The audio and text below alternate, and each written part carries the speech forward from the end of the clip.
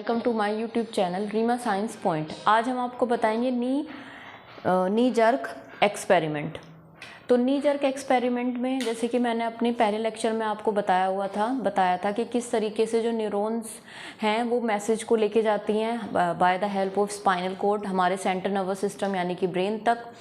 तो और उसके रिस्पॉन्स किस तरीके से हमारा जो मोटर न्यूरॉन है वो किस तरीके से उसका जो एक्सटर्नल स्टिमुलाई है उसका रिस्पॉन्स करता है। तो आज हम इसी को एक एक्सपेरिमेंट के हेल्प से समझेंगे कि इसमें क्या होता है। पहले तो हम ये इस एक्सपेरिमेंट में देखते क्या है। हम इस एक्सपेरिमेंट में सबसे पहले क्या करते हैं कि जो हमारा घुटना होता है, जो नी होता है, उस पर हम हैमर मारते हैं, हैमर से चोट करते हैं। तो अगर वो हमारा घुटना आगे की तरफ पुश होता है तो इसका मतलब क्या है, जो एक्सटर्नल रिफ्लेक्स है वो bye the help of motor muscles की हेल्प से हमारे क्या हो रहा है, ब्रेन तक जा रहा है और ब्रेन ने मैसेज किया है कि आप पैर को आगे की तरफ पुश होगा। लेकिन अगर आपका पैर आगे की तरफ पुश नहीं होता तो इसका मतलब क्या है कि जो एक्सटर्नल रिफ्लेक्स है वो आपका मोटर न्यूरॉन की हेल्प से मतलब आपका जो ये एक्सटर्नल रिफ्लेक्स है वो आपका ब्रेन तक नर्व की हेल्प से सही से मैसेज नहीं पहुंचा है आपके सेंट्रल नर्वस सिस्टम में यानी कि ब्रेन में। तो इसमें हम क्या करते हैं, जैसे कि मैंने आपको बताया कि हम अपने घुटने पे यानी कि पटेला पे जब हैमर से चोट करते हैं तो एफरेंट न्यूरॉन होती है जो कि as a sensory neuron work करती है और इसको सेंसरी ऑर्गन से जो एफरेंट न्यूरॉन है, इस एफरेंट न्यूरॉन क्या करती है, इस सेंसेशन को by the help of dorsal root ganglia, जो कि एक टाइप की हमारी क्या होती है, नर्व ही होती है, से कहाँ पहुँचता है, स्पाइनल कॉर्ड। अब स्पाइनल कॉर्ड के बाद ये मैसेज पहुँचता है हमारा कहाँ, ब्रेन में। तो ब्रेन में क्या होता है, अब ब्रेन इसमें जो है दो मसल्स को भेजेगा। एक इसमें क्या होगा, एक मसल्स तो कॉन्ट्रैक्ट होगी, एक मसल्स तो हमारी क्या होगी, कॉन्ट्रैक्ट होगी और दूसरी मसल जो है वो हमारी रिलैक्स होगी। तो यहाँ से जब ये मैसेज गया ब्रेन में तो ब्रेन ने एज अ मोटर न्यूरॉन की हेल्प से ये क्या होता है, मतलब जो हमारा मोटर न्यूरॉन के हेल्प से ये इफरेंट न्यूरॉन से कहाँ पहुँचता है, हमारी मसल्स, जो कि एक इफेक्टर ऑर्गन की तरह फंक्शन परफॉर्म करती है। तो ये वाली मसल्स तो अपना मैसेज प्रॉपर ले जा रही है, लेकिन यहाँ पे अगर दूसरे मसल्स का क्या हुआ है, यहाँ पे आप देख रहे हो कि यहाँ पे दूसरी जो मसल्स है जो रिलैक्स होगी उस तक मैसेज कन्वे नहीं हुआ है।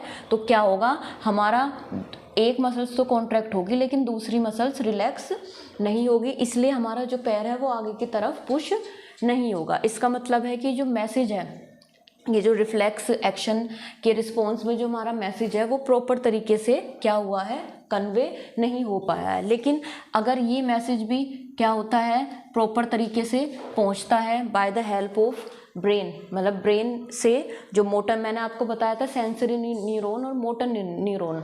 सेंसरी न्यूरॉन क्या करती है, वो ऑर्गन से मैसेज लेके जाती है आपका कहाँ, ब्रेन तक, और मोटर न्यूरॉन क्या करती है, वो ब्रेन से मैसेज लेके जाती है ऑर्गन तक। तो जो सेंसरी ऑर्गन से आपका ब्रेन तक मैसेज जा रहा है वो जा तो रहा है बाय सेंसरी नर्व, लेकिन किसकी हेल्प से जा रहा है, एफरेंट न्यूरॉन। किसकी हेल्प से जा रहा है, एफरेंट न्यूरॉन। या यहाँ पे हम कह सकते हैं कि जो एफरेंट न्यूरॉन है वो कैसे वर्क करती है, एज अ सेंसरी न्यूरॉन, या ये मैसेज किसको देती है, सेंसरी न्यूरॉन को। इसी तरीके से जब ये मैसेज आपका चला गया by the help of spinal cord कहाँ, ब्रेन में, तो ब्रेन क्या करता है, ब्रेन से क्या आती है, मैंने आपको बताया था मोटर न्यूरॉन। तो ये क्या है, मोटर न्यूरॉन। तो मोटर न्यूरॉन क्या करती हैं, मोटर न्यूरॉन आपकी ब्रेन से मैसेज लेके जा रही हैं इफेक्टर ऑर्गन तक। तो ये जो मोटर न्यूरॉन है ये आपका क्या करेंगी, ये मोटर न्यूरॉन आप ये मैसेज देंगे किसको, एफरेंट न्यूरॉन को, और ये एफरेंट न्यूरॉन किसको लेके जाएगा मैसेज, इफेक्टर ऑर्गन तक, यानी कि हमारी मसल्स तक। तो अगर मसल्स तक दोनों मसल्स का मैसेज पहुंचता है तो हमारा घुटना क्या करता है, आगे की तरफ पुश होता है। तो और अगर एक ही मसल्स कॉन्ट्रैक्ट हो रही है, दूसरी तक मैसेज नहीं गया, मोटर मैसेज नहीं गया, तो वो रिलैक्स नहीं होती, हमारा घुटना आगे की तरफ पुश नहीं होता या घुटने की मसल्स में मूवमेंट नहीं होती। तो पहले में मैंने आपको क्या बताया था कि अगर मैसेज प्रॉपर कन्वे हो रहा है, कॉन्ट्रैक्शन और रिलैक्सेशन दोनों हो रहा है, तो क्या होगा, मसल्स में मूवमेंट होगी, घुटना हमारा आगे की तरफ पुश होगा। लेकिन अगर मैसेज प्रॉपर से कन्वे नहीं हो रहा, मीन्स एक मसल्स कॉन्ट्रैक्ट हो रही है लेकिन दूसरी तक मैसेज यहाँ पे नहीं गया, तो आपका क्या होगा, दूसरी मसल्स रिलैक्स नहीं होगी। तो इसका मतलब क्या है कि हमारा जो मोटर न्यूरॉन है वो प्रॉपर मैसेज लेके नहीं गया, कहाँ तक, इफेक्टर ऑर्गन तक, और हमारे घुटने, इसलिए हमारे घुटने की मसल्स में कोई भी मूवमेंट नहीं होगी। तो ये था तो इसको हम बोलते हैं, ये एक आर्क लाइक स्ट्रक्चर बनती है, इसलिए हम इसको कहते हैं रिफ्लेक्स आर्क या रिफ्लेक्स एक्शन। क्लियर? मैंने आपको इससे पहले वाले लेक्चर में बताया था कि रिफ्लेक्स एक्शन क्या होता है, एक सडनली और स्पॉन्टेनियस और बहुत ही फास्ट एक तरीके से ये एक्शन होता है। और इसमें जो स्ट्रक्चर बनती है वो किस तरीके से बनती है, एक आर्क लाइक स्ट्रक्चर बनती है जिसको हम रिफ्लेक्स आर्क कहते हैं। जो भी हमारा सेंसरी ऑर्गन है, जहाँ से हमारा क्या आएगा, मैसेज जाएगा, तो वो कौन लेके जाती है, यहाँ पे सबसे पहले वो लेके जाती है एफरेंट न्यूरॉन।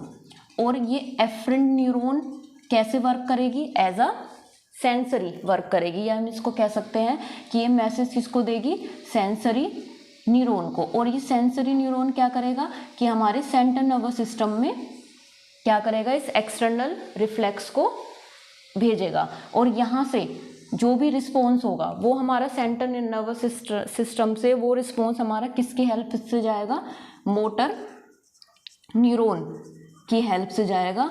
और कौन लेके जाएगा, उसको लेके जाएगी एफरेंट न्यूरॉन। और एफरेंट न्यूरॉन जो भी रिस्पॉन्स लेके जाएगी वो हमारा कहाँ होगा, इफेक्टरी ऑर्गन पे। क्या होगा, इफेक्टरी ऑर्गन पे। और हमारा जो नी है वो क्या हो जाएगा, जो नी की जो मसल्स हैं वो क्या करेंगी, वो अब हमारी प्रॉपर इसको मैसेज देगी, यानी कि नी में क्या होगा, हमारा मूवमेंट होगा। तो ये था पूरा प्रोसेस कि किस तरीके से सेंसरी ऑर्गन और इफेक्टरी ऑर्गन तक हमारा मैसेज जाता है। तो this is about reflex arc. और रिफ्लेक्स एक्शन में भी हमने पढ़ा नी जर्क एक्सपेरिमेंट। Thank you.